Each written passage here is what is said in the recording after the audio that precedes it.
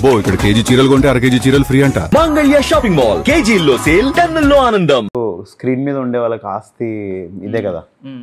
ఇప్పుడు మనం ఎంత గోల్డ్ కొనుక్కున్నా, భూములు కొనుక్కున్నా, మంచి బట్టలు కొనుక్కున్నా మనతో ఉండదు అది. మన ఆస్తి ఏంటి? మన హెల్తే. అది నాకు పొట్టేల్ సినిమా చేసే టైంలో అర్థమైంది. ఒకరోజు షూ వేసుకోలేకపోయాను నేను, చాలా చిరాకు వచ్చింది లైఫ్ మీద. అంటే వంగి షూ కట్టుకోలేనప్పుడు ఇంకెందుకు అని. అండ్ సో అది రియలైజ్ అయ్యా, ఎప్పుడు క్యారీ చేసేది ఇది ఒక్కటే, స్టేటస్ మనతో ఉండేది ఇదే.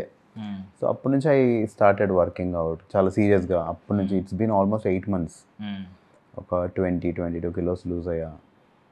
25 kilos 22 kilos 97కి వెళ్ళాను నేను. ఇంకో 3 kilos నా ఫ్రెండ్ వాళ్ళ ఇంట్లో చూసుకున్నాను నేను. ఇట్స్ లైక్ చిరాకు వచ్చింది అంత. ఎప్పుడు భయ్యా నేను ఎప్పుడు మిమ్మల్ని అబ్జర్వ్ చేయలేదు అసలు. అయ్యో బాబాయ్, ఐ వాజ్ 97. పొట్టేలు చూడండి మీరు. ఓకే, కొంచెం చబ్బిగా అనిపించారు. చాలా కొంచెం కాదు. నేను అందులో వేసుకున్నాను మా నాన్న బట్టలు. నా బట్టలు నాకు పట్టేవి కాదు. అంటే ఒక రకంగా అంటే ఎవరిని I was not concentrating on myself. అది నాకు నచ్చలేదు, ఆ లైఫే నచ్చలేదు. Now I'm trying to be you know ఎలా ఉన్నా అలా హెల్త్ అవన్నీ సెట్ చేసుకోవడం అవన్నీ. కుమారి 21 రీ రిలీజ్ అనగానే మీకు మిమ్మల్ని ఎక్సైట్ చేసిన థింగ్ ఏంటి అసలు? అరే అఫ్ కోర్స్ బ్రో, ఈ సినిమా నాకు బ్రేక్ త్రూ ఇది. అంటే నిజం చెప్పమంటారా, కుమారి 21 ఎవరికి బిగ్గెస్ట్ బ్రేక్ అంటే first of all Hebah Patel గారికి, తర్వాత మీకే. ఎందుకంటే మేము అసలు ఎక్స్పెక్ట్ చేయలేదు మీరు యాంటాగనిస్ట్ అని ఎక్స్పెక్ట్ చేయలేదు.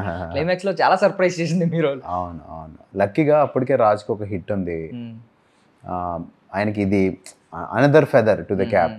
హెబ్బాకి చాలా పెద్ద హిట్ ఇది, ఆ కాంబినేషన్ వల్ల. నాకైతే ఇంకా అది ఒక బ్రేక్ త్రూ. హెబ్బా కూడా ఆల్రెడీ హీరోయిన్ లాగా అలా ఇలా అనే మూవీ చేసింది. మేజర్ రోల్, ఒక బ్యాంగ్ ఉండి ఒక క్యారెక్టర్ ఉండి నాకు చాలా హెల్ప్ అయింది. అందుకనే ఈ సినిమా అంటే నాకు చాలా ఇష్టం, చాలా గ్రాటిట్యూడ్. అందుకనే మీరు చూసుండొచ్చు, ఒక నెల నుంచి రుద్దుతున్నాం మేము కుమారి 21 రీ రిలీజ్ అని. రీ రిలీజ్కి ఇంత హంగామా ఎవరైనా చేశారో లేదో మాకు తెలియదు, కానీ నాకు ఈ సినిమా అంటే ఇష్టం. ఇంక ఎలా చెప్తాం నాకు ఈ సినిమా అంటే ఇష్టం అని? ఒక దాని మీద ఇష్టం అంటే మనం ఎలా చూపిస్తాం? వర్క్స్లోనే మాటలు ఎవరని చెప్తారు స్టేజ్ మీదకి ఎక్కేసి మైకులు పట్టుకొని. బట్ ఇంకా జనాలకు చిరాకు వచ్చినా సరే, I love this film, I promote it. Actually అప్పుడు వచ్చిన బ్యాంక్కి మీకు వరుసగా మీరు ఒక బిజీయెస్ట్ యాంటాగనిస్ట్ అయిపోతారు అనుకున్నా. అంటే మీకు హీరో లక్షణాలు ఉన్నా కూడా, మీరు హీరోలా కనిపించినా కూడా, యాంటాగనిస్ట్ అనేది ఒక సెపరేట్ ఫ్యాన్ బేస్ ఉంది దానికి. ఇప్పుడు మీరు చూస్తే విజయ్ సేతుపతి గారు యాంటాగనిస్ట్ రోల్స్ చేసిన తర్వాత ఫ్యాన్ బేస్ పెరిగిపోయింది, హీరో కంటే ఎక్కువ లవ్ చేస్తా ఉన్నారు. సో మీరు ఆ కైండ్లో వెళ్ళిపోతారేమో అనుకున్నా. అంటే నాకు అందరూ ఆ టైంలో ఏం చెప్పారంటే ఏజ్ ప్రాబ్లం అని చెప్పారు బ్రో. నాకు మీరు చాలా యంగ్గా కనిపిస్తారు. ఇప్పుడు పెద్దవాళ్ళ పక్కన మిమ్మల్ని విలన్లా కాస్ట్ చేయాలంటే మీరు చిన్నగా కనిపిస్తారు. చిన్న వాళ్ళతో చేయొచ్చు, అవి అరుదుగా వస్తాయి. ఎన్ని సినిమాలు వచ్చాయి బ్రో చిన్న పిల్లల మీద సినిమాలు, అందులో విలన్ మన దగ్గర చాలా రేర్ అది. సో నాకు ఎవ్వరు కలిసినా నువ్వు మంచి యాక్టర్వి, కానీ ఏజ్ ప్రాబ్లం అని చెప్పారు. సో ఇప్పుడు 10 years తర్వాత రిలీజ్ అవుతుంది. ఇప్పుడు చూస్తే అందరు మళ్ళీ గుర్తొచ్చిన క్యారెక్టర్స్ రాస్తారో తెలియదు. నాకు చాలా ఇష్టం నెగిటివ్ రోల్స్ చేయడం, నాకు చాలా ఇష్టం. అండ్ మొన్న కోవిడ్ టైంలో అందరితో ఫ్యామిలీస్తో మా సినిమాలన్నీ చూస్తూ ఉంటే ఒకరోజు మా అక్క కొడుకు అన్నాడు, హ్యాండ్స్ వాడి పేరు, ఇందులో కూడా నువ్వు విలనా అని. అప్పుడు కొన్ని రోజులు డిసైడ్ అయ్యా, చెయ్యొద్దేమో పాపం వాడిని ఎవరైనా బుల్లీ చేస్తున్నారు, ఏమైనా అంటున్నారేమో మనకు తెలియదు కదా. కాలేజీలో ఏదోటి ఉండాలి కదా ఇరిటేట్ చేయడానికి, మన పేర్లు పెట్టి ఏమైనా వాడిని బాధ పెడుతున్నారేమో అని కొన్ని రోజులు I thought I will take a break. వాడు ఏ ఇంటర్వ్యూలో చూస్తాడే కానీ మళ్ళీ వచ్చి వాడు నాతో అన్నాడు, లేదు మామ నువ్వు చెయ్యి, నేనే ఫీల్ అవును. ఐఎమ్ హ్యాపీ, ఎందుకంటే నాకు ఇష్టం. మనము ఇండస్ట్రీలో బ్రో నాకు గాడ్ ఫాదర్స్ కానీ అలా ఉన్నారు దేవుడి దయ వల్ల, కానీ మనం వాళ్ళ మీద డిపెండ్ అయ్యి వర్క్ మనం ఎక్స్పెక్ట్ చేయట్లేదు. కాబట్టి ఇండివిజువల్గా గ్రో అవ్వాలంటే మనం ఎక్కడ ఫిట్ అవుతాం అనేది తెలుసుకోవాలి. నా మీద బిజినెస్ అవుద్దా 20-30 crores అంటే దేవుడి దయ వల్ల ఫ్యూచర్లో అవుతుండొచ్చు. ఇప్పుడు లేనప్పుడు నేను ఏం చేయగలుగుతాను? Negative roles. So I want to do such roles. So ఇప్పుడు వెబ్ డిజైనింగ్ నేర్చుకున్నారు, నేర్చుకుని కాగ్నిజెంట్లో జాయిన్ అయ్యారు, తర్వాత ఇటువైపు వచ్చారు. అసలు ఇదంతా ఎలా రూట్ మ్యాప్ ఎలా క్రియేట్ చేసుకున్నారు మీరు? ఎలా డిజైన్ చేసుకున్నారు? ఏమో దేవుడి దయ వల్ల అలా వర్కౌట్ అయింది బ్రో. నిజం చెప్తున్నా, అంటే మనకి ఇష్టం ఉంటే, నాకైతే ఎవ్వరు లేరు బ్రో ఇండస్ట్రీలో, ఎవ్వరూ లేరు. సో అలాంటప్పుడు ఇది ఎలా వర్కౌట్ అయిందో నాకే తెలీదు. I'm so happy that it all this journey happened. అంటే చాలాసార్లు చెప్పాను, మన దగ్గర కూడా చెప్పాను ఆ జర్నీ మొత్తం. బట్ ఐఎమ్ స్టిల్ షాక్డ్, వెనక్కి తిరిగి చూసుకుంటే ఇంత దూరం ఎలా రాగలిగాము అని. కరెక్ట్. సో ఇప్పుడు ఐ మీన్ 22 kgs లాస్ట్ అదే కోల్పోయాను అన్నారు. ఎలా సాధ్యమైంది ఏమన్నా కొంచెం చెప్తారా? అంటే 22 kgs ఓడిపోవడం అది ఎవ్వరు ఓడిపోయినా ఎవరు కోల్పోయినా మంచిదే డార్లింగ్. సో నేను కంప్లీట్గా కీటో అంటారు, కీటో డైట్ లాగా చేయట్లేదు, కానీ స్టాప్డ్ కార్బ్స్ బ్రో, కంప్లీట్గా కార్బ్స్ తిన్ను నేను. ఎందుకు తినను అంటే ఇప్పుడు ఆల్రెడీ ఫ్యాట్ ఉన్నప్పుడు ఆ ఫ్యాట్ కరగాలి అంటే డెప్రిషియేట్లో ఉండాలి, డెప్రిషియేట్.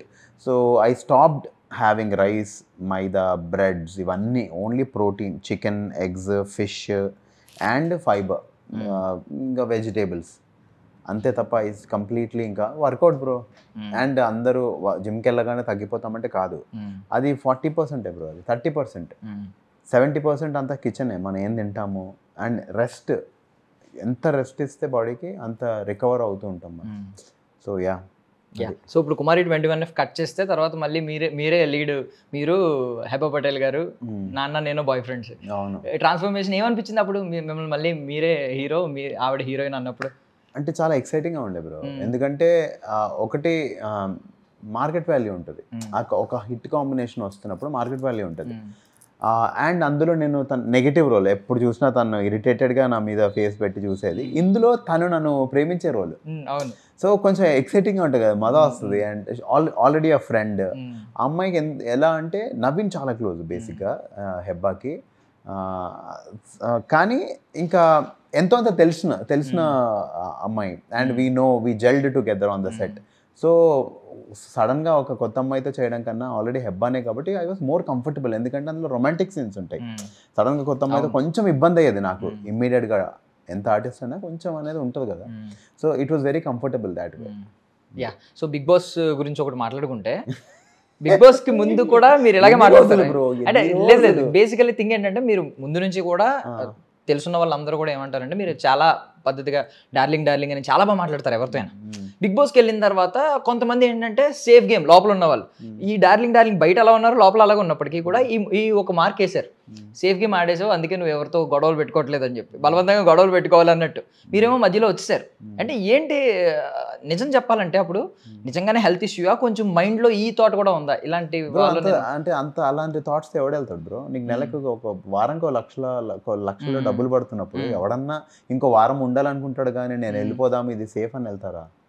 నాకు అంటే కొన్ని మెంటల్ గా కూడా కొన్ని బ్యాలెన్స్ చేయలేము. అందరూ ఏంటి సేఫ్ గేమ్ ఆడుతున్నాం, కొంచెం ఫైట్ చేయండి.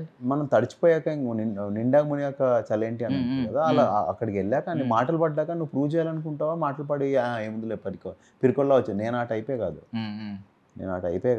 అండ్ నాకు నిజంగా మా సీజన్లో ఉన్న వాళ్ళనే అడగండి, నాకు ట్యాబ్లెట్లే ఇవ్వలేదు ఫస్ట్ వీక్లో. నాకు ఆ ప్రాబ్లం అగ్రివేట్ అవ్వడానికి రీజన్ వాళ్ళే. సో ఇంకా దాని గురించి ఎన్ని రోజులు మాట్లాడదాం, వేస్ట్, అది అయిపోయింది అది. అండ్ అలా అయితే నేను వెళ్ళేవాడినే కాదు బ్రో. అంతకుముందు 3 సీజన్లు చూసాం బిగ్ బాస్, అన్ని చూసాం, ఏమవుతుందో తెలుసు, తిడతారని తెలుసు, అన్నీ తెలిసి వెళ్ళి లేదు ఇన్ని వారాలు నేను వచ్చేస్తాను ఎవ్వడు వెళ్ళదు బ్రో. వెళ్తే ఇప్పుడు చూడు, నువ్వు అడుగుతున్నావు, నాకు అడిగించుకోవాలని వచ్చేస్తానని, అవునా కదా? ఎప్పుడు రాడా? అంటే మీ మంచితనం ఏమన్నా కొంచెం మిమ్మల్ని, మీ మనసుని ఏమన్నా నొప్పించి ఇక్కడ మనం సెట్ అవ్వం అంటే నువ్వు చాలా మంచిగా దాన్ని మాట్లాడుతున్నావు కానీ అంత లేదు బ్రో. ఇప్పుడు మంచి చెడు అనేది అందరిలో ఉంటుంది, ఏ రేషియో ఎక్కడ అవసరమో అంత వాడాలి మనం.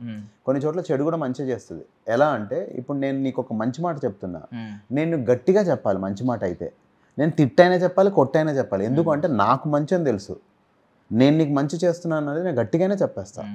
ఎంత గట్టిగా నువ్వు హర్ట్ అయినా సరే నేను చెప్తా, అది మంచి మాట అన్నప్పుడు. అలాంటప్పుడు నేను నీకు చెడు చేస్తున్నట్టే ఆ టైంలో నీకు టైమింగ్ ఏమనిపిస్తుంది, వీడేంది ఇంత ఓవరాక్షన్ చేస్తున్నాను నాతో, కానీ ఒక 2-3 సంవత్సరాల తర్వాత నీకు అర్థమవుతుంది నాకు మంచిగా చేశాడని. సో అలా ఆ టైం బీయింగ్ చెడు చేయడం నేను అస్సలు వెనక్కి వెళ్ళాను బ్రో. నేను చేసింది నీకు మంచి అయితే నేను చెప్పేస్తా, మీరు చేసిన తప్పని మొహమే చెప్పేస్తా. ఐ డోంట్ అంటే ఇంకెందుకు బ్రో ఉండేదే కొన్ని రోజులు, రోజు నటించి ఏం పోతాం మనం, ఎలాగో నాకు డబ్బులు ఇస్తున్నాను నటించడానికి, ప్రతి చోట అవసరం లేదు కదా. సో అది మంచితనం వల్ల అయితే కాదు, నాకు I really suffered bro. Last మీరు చూసారు కదా, ఇలా అయిపోయి సన్నగా అయిపోయాను. నన్ను తీసుకెళ్ళి స్టార్ హాస్పిటల్ అడ్మిట్ చేస్తారు, మేనేజ్మెంట్ని అడగండి ఎందుకు మరి స్టార్ హాస్పిటల్ తీసుకెళ్ళారు నేను నటిస్తూ ఉంటే. అంటే డాక్టర్లు పిచ్చోళ్ళ, ఎవరు పిచ్చో? నన్ను రెగ్యులర్గా నాకు చెకప్ ఉండేది, ఎవరు పిచ్చోళ్ళు అక్కడ? సో